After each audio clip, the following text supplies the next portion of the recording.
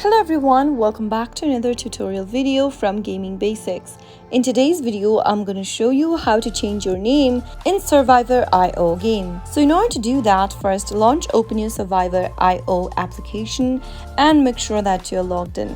After you are signed into your account, from the main homepage, go ahead and tap on your profile avatar at the top left-hand corner. This will then show you your player details. Right next to your avatar, you should be able to see the player ID. Go ahead and tap on the little pencil icon right next to the box and enter a new name for your account. After you do that, tap on confirm and you have successfully changed your name on Survivor.io. That's pretty easy, isn't it? If you found the video to be helpful, go ahead and give us a thumbs up. Don't forget to subscribe to our channel by hitting the subscribe button. Also press the bell icon so that you'll never miss another upcoming upload from us. I'll see you again in the next episode. Goodbye till then.